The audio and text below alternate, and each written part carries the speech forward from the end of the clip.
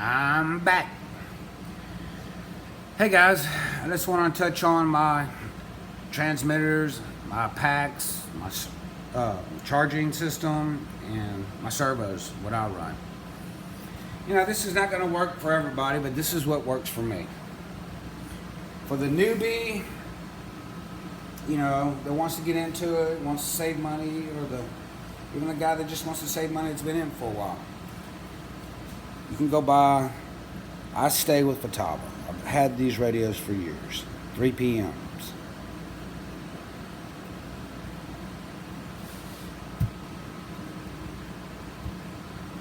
Love those radios.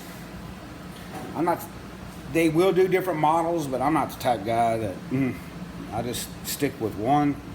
I'm old school. One transmitter with one car. That's the way I roll. Now let's talk a little bit about my battery packs. I run life packs. Don't like lipos. I think they're problematic, period. We'll leave it at that. And the one reason that I like the lives, because on the ProTech, and ProTech servos, and we'll hit on that in a little bit, but at 6.0 volts, the speed is 0.9. At 7.4 volts is 0.8 on the speed. Now, on the torque, you're looking at 6 volts, you're looking at about 595, 7.4 at 440. That's holding. Okay, guys? So, my point is, these packs, which I've had this pack about 4 years, this is a 6.6 volt Reedy pack. I like those so much, the Reedy pack so much. I bought the for my 3.1, the flat pack, same pack, life. But back to my point, 6.4 volts, this is 7.4, and that was 6, and look at the difference in the speed. It's not much, guys. So for me to run lipos, I'm not getting enough benefit out of the speed or any more torque in the servos versus the problems that I may occur with running lipos. And that's the way I view that. So that's why I stick with those. Now, on to the servos.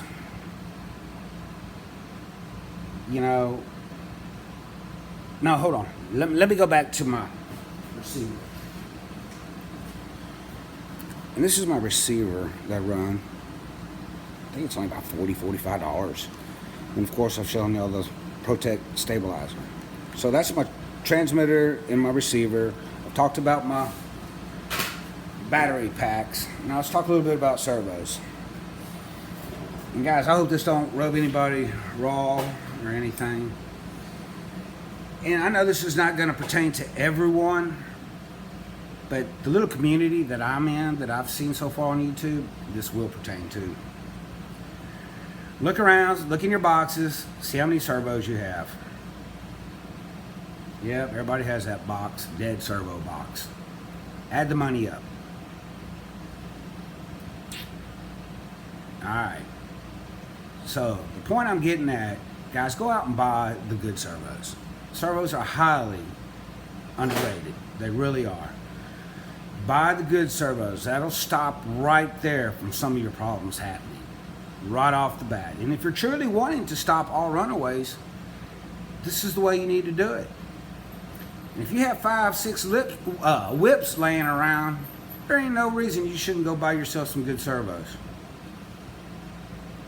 No reason. Now, for the guy that's, trying to get on his feet but still wants to enjoy the hobby, trying to do the best he can do, I understand. He's stuck with buying that. That's why, there's a niche for everyone, I believe, and those servos are out there for those guys. You guys that have a bunch of whips and are trying to race and stuff, save yourself some trouble. Buy the good servo. Right off the bat. It's the little things that add up at the end that's going to make these problems go away. It's not necessarily one individual thing. Say, do this, this fixes it. I'm a percentage guy. I believe in percentages. Nothing is, you should say nothing is impossible. You should never say that, because you're always striving to find that resolution or fix. And I agree to somewhat. Right now, I know nothing that's 100%, but I know percentages, and I can tell you my percentages, I would say, is around 95 to 98%. For one, buy the good servos. That's going to eliminate problems. Second, buy the stabilizer, the voltage stabilizer. That's going to help. You can run a rubber band. Not a rubber band, but I like the hair ties. I think the throttle springs are too stiff and stuff. You know, I believe a lot of guys are having these problems with these servos because I'm hearing the throttle. Most of them are the throttle. Some are steering, but most of them are under the throttle. It's the braking, guys. These heavy cars, big tires, gripping hard. Yeah, they're a lot of ounces, a lot of torque. And when you're doing that on those servos and you're sending that LiPo signal to it, and it's wanting more voltage to stop it, those servos just give out. So this is a little food for thought. I'm not telling anybody this is the way to do it or anything, but I hope that helps. You know, I really do recommend the life packs, better servos, save yourself the money on the transmitter. Run the switch. Other than that, that's about it. I'm out.